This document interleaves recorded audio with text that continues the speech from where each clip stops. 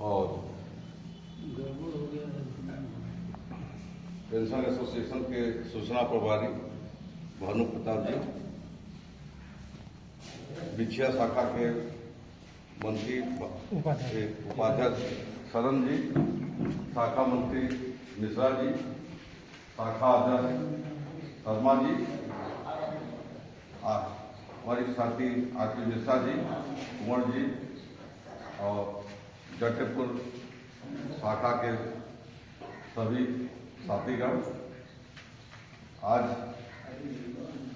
भी हमारे साथी ने कहा है कि आज जटेपुर शाखा की उपस्थिति का कम है, तो कम का कारण हो सकता है क्योंकि मैरिज सीजन चल रहा है।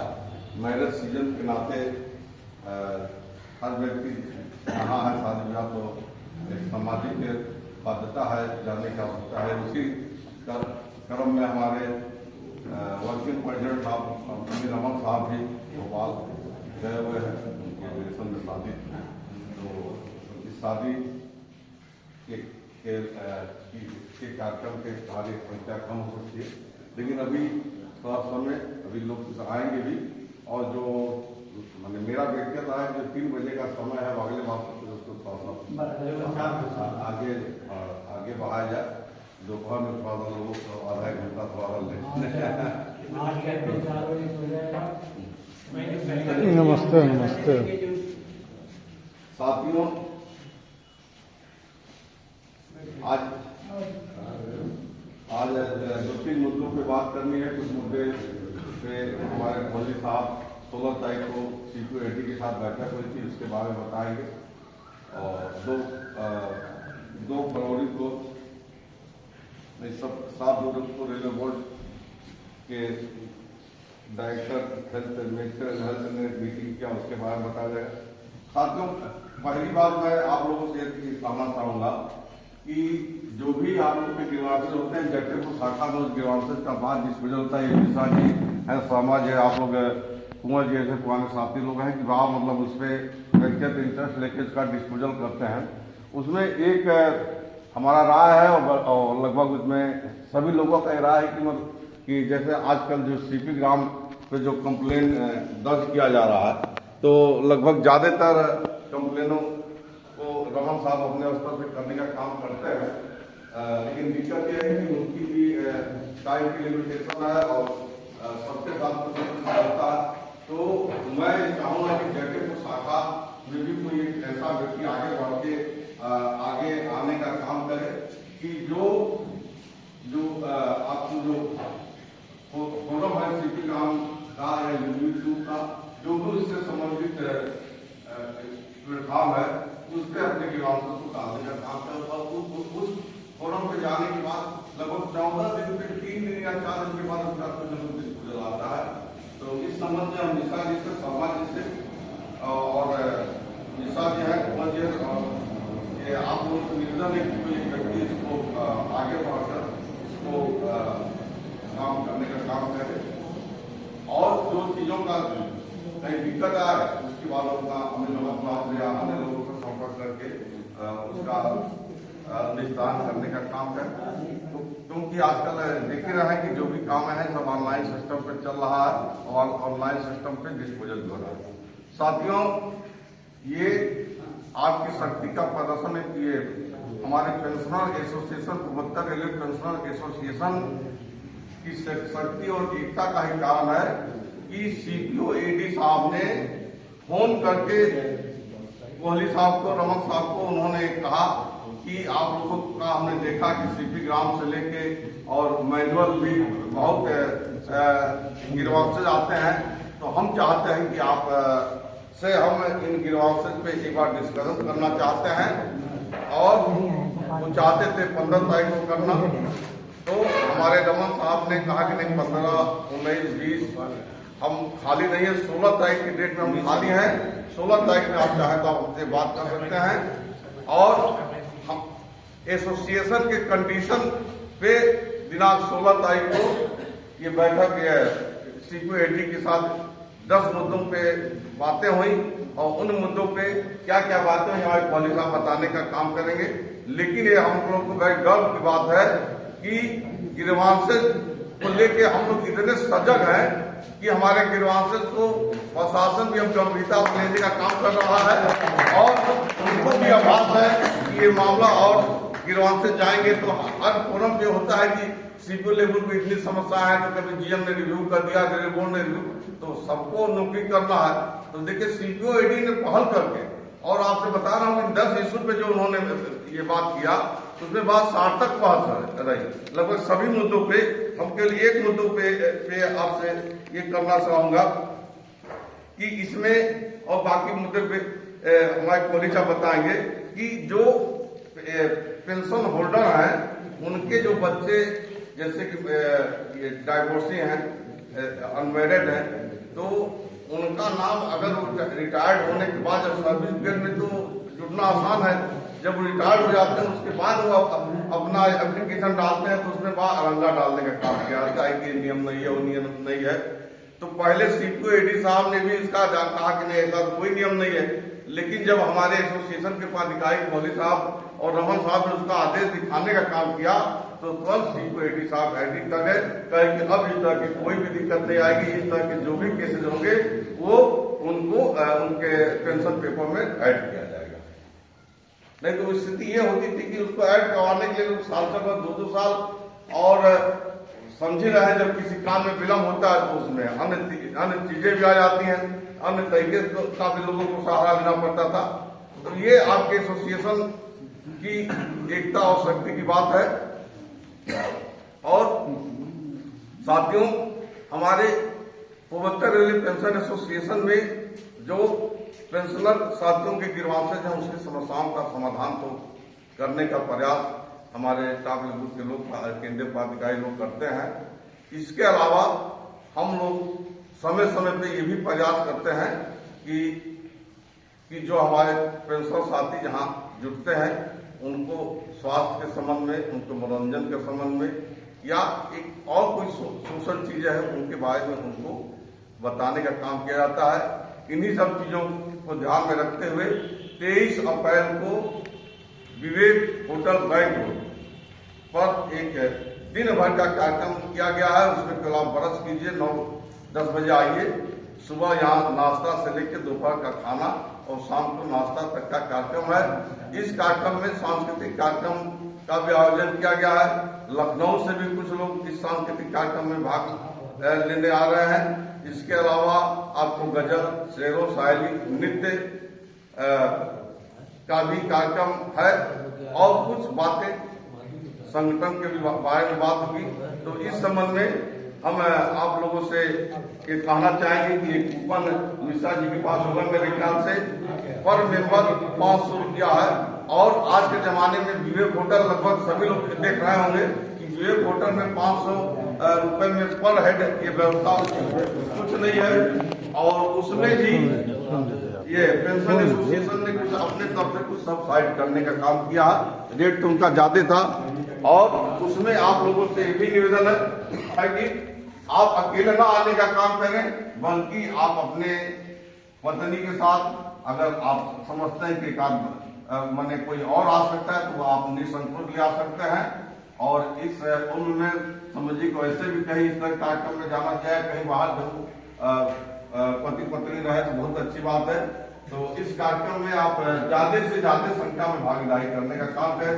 इसी को ध्यान में रखते हुए इसके बाद एक कार्यक्रम में भी करने का कार्यक्रम है कि जो निकट में जैसे कुशीनगर हुआ या नेपाल के बॉर्डर पे एक दिन का घूमने फिरने का भी कार्यक्रम करने का।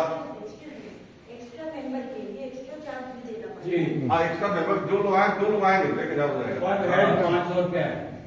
तो ये भी कार्यक्रम रखने के लिए इसकी रूपरेखा मैंने तैयार किया जा रहा है। जैसा होगा आप लोग को बताया जाएगा। साथियों देखिए, इस उम्र में जिस हम लोग सीनियर सिटीजन को मैं ये जानता हूँ जो पेंशन साथी हैं, कुछ लोग ये समझ लेते हैं कि हमको तो रेलवे ने रिटायर्ड कर दिया, तो वास्तव में हम जीवन से ही रिटायर्ड हो गए।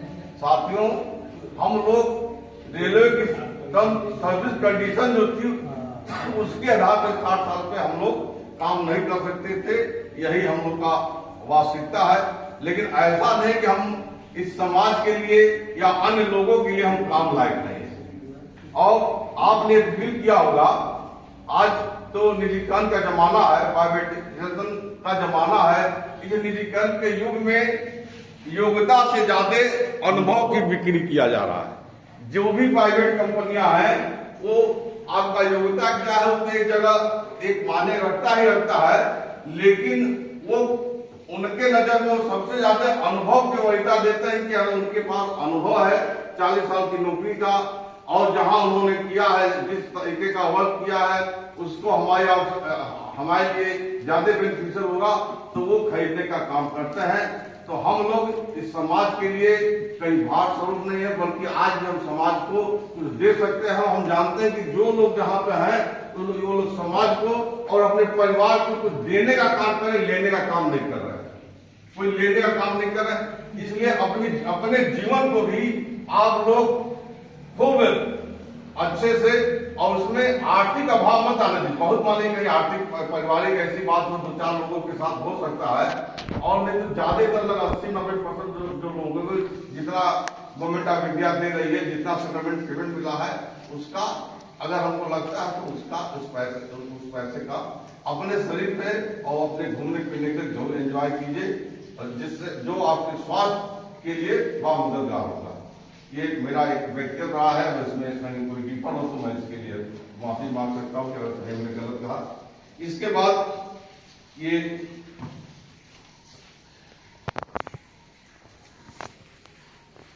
अब रेलवे बोर्ड से 7/2/23 को director railway health service DG medical general ने इंडियन रेलवे के सभी जोनल यूनिट के सीएमडी के साथ वीडियो कॉन्फ्रेंसिंग करने का काम किया, और उसमें केवल रिटायर्ड कर्मचारियों की समस्याओं पे बातें हुई, क्योंकि इस संबंध में भारत पेंशन समाज के द्वारा all India railway retired pensioner federation के द्वारा हमारे पूर्वोत्तर रेलवे पेंशन एसोसिएशन ने भी ये समय पे ये मामला रेस करने का काम किया जा रहा था कि हमारे जो साथी हैं उनको मेडिकल फैसिलिटी में बहुत समस्याओं का सामना करना पड़ रहा है।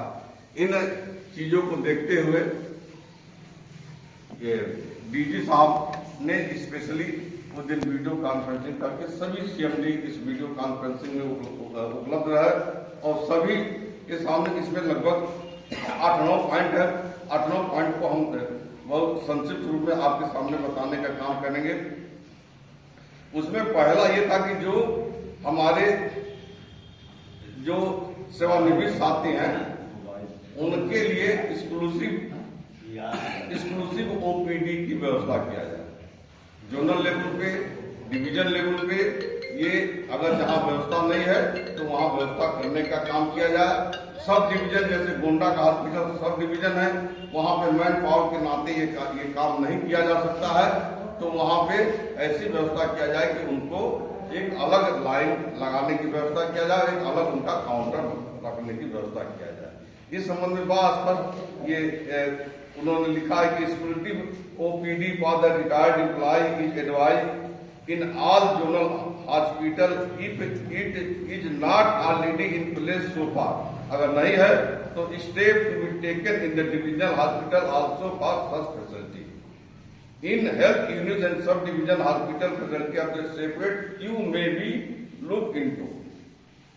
ये और 2-4 तो ये आपको हर जोनल हॉस्पिटल में, डिवीजन हॉस्पिटल पे एक एक्सक्लूसिव ओपीडी की व्यवस्था करने के लिए बात किया गया है।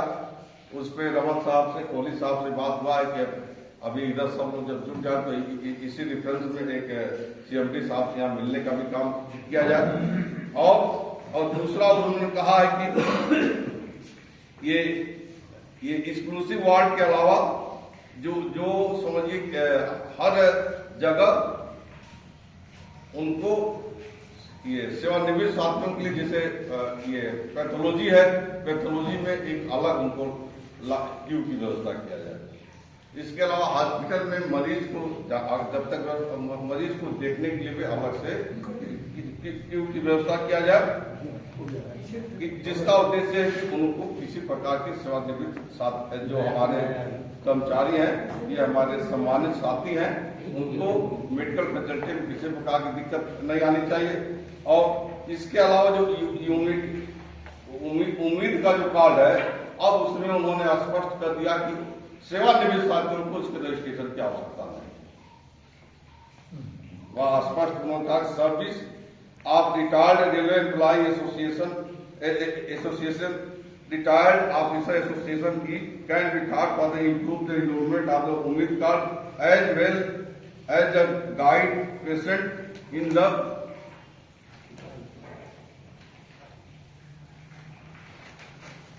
OPD wing of the hospital in proper work station will be provided in such cases a separate the queue के लिए।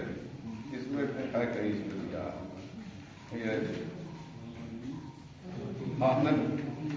ये दिया no separate registration is needed after the protection of the unit का, इसमें दिया। इसके अलावा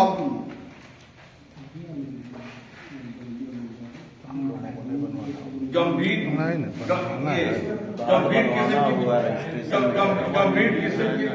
किस्म की बीमारी के लिए डीजी साहब ने स्पष्ट रूप से कहा कि हर जोनल हॉस्पिटल को 3 महीने की दवा देना है। और उन्होंने यहाँ तक कहा कि जिन हॉस्पिटलों की हालत ठीक नहीं है, मतलब इसका शब्द बहुत अच्छा यूज किया कि मतलब जो दिवालिया होने की भी स्थिति में है, उनको भी कम से कम 2 महीने की दवा देना है। देखिए इसको पढ़े Kunwar Sahab medicine should be prescribed for 3 month as per extent instruction of the railway board where it is difficult of the present to implement the same at least 2 months medicine should be issued by the default। तो बात सही है, लेकिन यहीं पर जो है हमारे वहाँ नदी नहीं मिल रहा है। बात आप सही करेंगे। डॉक्टर कहते हैं कि सब ऑर्डर आता रहता है 1 महीना से, हम लोग को ज्यादा देने का इंस्ट्रक्शन है। इंटरनल इंस्ट्रक्शन कुछ है, आउटर इंस्ट्रक्शन कुछ है। ये बात आप सही कर देंगे, इसीलिए बात हुआ। इसके लिए मैं अनुरोध ये करना चाहूंगा कि ये क्या बोलता है, हॉस्पिटल में ओपीडी में जगह जगह प्लेट लगवा दिया जाए कि एम्प्लॉय रिटायर्ड एम्प्लॉय जिसके लिए इंस्ट्रक्शन है इनको 3 महीने की दवा दी जाएगी, जिससे इनके ऊपर डॉक्टर्स के ऊपर प्रेशर रहे कि देखिए आपके एडमिनिस्ट्रेशन ने ये लिखा। वही चीज हमने बताया था कि अब हम लोग प्लान कर रहे हैं, सारे पॉइंट्स उनसे डिस्कस करेंगे और इम्प्लीमेंट कराएंगे। एक बोर्ड वहाँ पर लग जाए कि इनको ये दिया जाएगा। बाकी अगर कोई डॉक्टर कहे तो उनको सीधा वो बोर्ड दिखा रहे हैं, अपने बोर्ड पे पढ़िए। बात सुनिए सर, बोर्ड हम लोग एडमिनिस्ट्रेशन लगाएगा। चलिए फिर बात 6 महीना समय उसमें। वही हम कह रहे हैं ना कि जहाँ हमारा काउंटर है, काउंटर के बगल में जब लगेगा तो सुझाव आपका अच्छा सुझाव है। जब चर्चा हो जब ये चर्चा मैं स्वयं पेश करता हूँ। बात आप सही है। उन्होंने कहा कि ये ICF एंड ये सदर्न रेलवे में ने ये व्यवस्था किया है कि मेडिकलों की डोर डिलीवरी करने का काम किया है। आप लोग भी इस सिस्टम को अडॉप्ट करने का काम किया। देखिए बालिका facility of door delivery of the medicine to beneficial who are staying very fair from the health care facility can be explored in all the health facilities. Some hospitals like RS, ICF, DRS, GOC, Southern Railway have already put such mechanism in the place and other railway can implement the exercise in the इसको दूसरे दोनों ने develop करने का कहा है। अगला उन्होंने कहा है कि नोटिस बोर्ड आप अपने हॉस्पिटल में लगवाइए। जैसे आपने कहा कि नोटिस बोर्ड ये लिखा जाएगा 3 महीने की दवा मिल जाएगी, इसी तरीके से उन्होंने कहा एक नोटिस बोर्ड हॉस्पिटल में लगवाइए कि हमारे हॉस्पिटल से कितने पैनल हॉस्पिटल है, उन हॉस्पिटलों की सूची आपको लगवाने का बटी हुई सब बात। अच्छा बाबू रोड से आप करवाएंगे तो पार्क की साइड में लगी हुई है। Notice well containing the information and the impaneled hospital with their validity date of the impanelment. जैसे कब तक validity should be displayed in the OPD area so that the beneficiary can avail admission in the emergency in the such hospital. इसके अलावा any complaint or answer regarding non-honoring of admit card in the emergency by the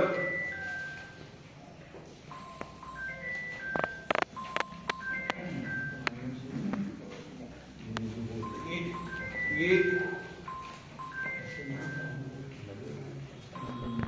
हुआ है कि सब लोग आते हैं तो दीपावली या होली के पहले या होली के बाद इस इशू को लेके एक दिन CMD से मिलने का काम किया जाएगा कि सर ये जो फरवरी महीने में जो वीडियो कॉन्फ्रेंसिंग हुई कहाँ तक आपने लागू किया है, अगर कहाँ तक लागू नहीं और जो लागू नहीं हुआ तो कब तक आप लागू कर सकते हैं, और उसके बाद ये तय हुआ कि अगर नहीं उस पर कोई तत्कालिक रूप से कोई पॉजिटिव प्रक्रिया रिजल्ट मिलेगा तो हम लोग अपने स्तर से बात करके जो भी आंदोलन का रास्ता हम लोग कर सकते हैं वो भी करने का काम किया जाएगा।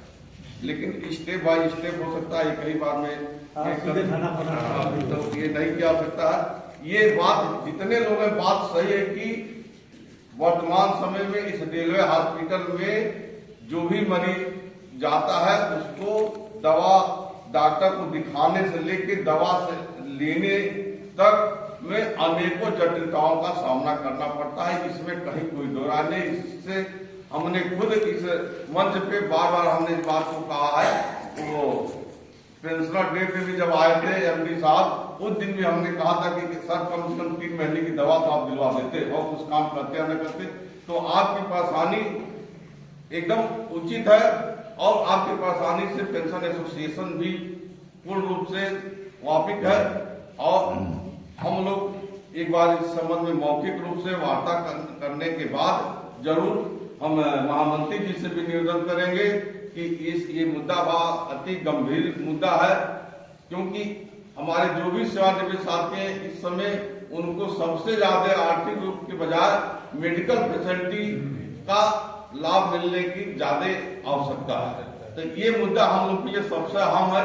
इस पे हम लोग जो भी बातें जो भी काम किया जाए वो हम लोग के लिए हमारे सभी साथियों के हित में होगा। तो ये आपकी जो भी वेदना है वेदना से हम भी मतलब समझिए कि क्योंकि हम भी हॉस्पिटल में जाते हैं तो मान लीजिए 2 लोग परिचित है तो न, लेकिन वहाँ दिक्कत देख के लगता है कि जाए स्टेशन खुआ नहीं जाए कि यहाँ वहां तक लाइन लगा है क्या बात है। अभी कहिए 23 नंबर 28 नंबर में भेजेंगे तो कहेगा डॉक्टर साहब से लिखवाइएगा तब 28 नंबर में भेजेंगे, 28 में डॉक्टर किशोर देखते हैं। तो ये सब दिक्कत है कि जब वो डॉक्टर साहब कहेंगे तब वो रेसिडेंट कहेगा दवा लेने जाइए, ये सब है समस्या। लेकिन समस्याओं का हॉस्पिटल में दवा मिलना तो दूर की बात रही, OPD में कहीं पर भी BP नापने की मशीन नहीं है। किसी डॉक्टर के पास जाइए कहे कि नहीं अभी यहाँ नहीं लगा सकता है। एक तो मेरा ये रिक्वेस्ट है कि सब आदमी मिल करके एक कहीं पर हर डॉक्टर के पास भी अपनी मशीन रखा जाए। सबके पास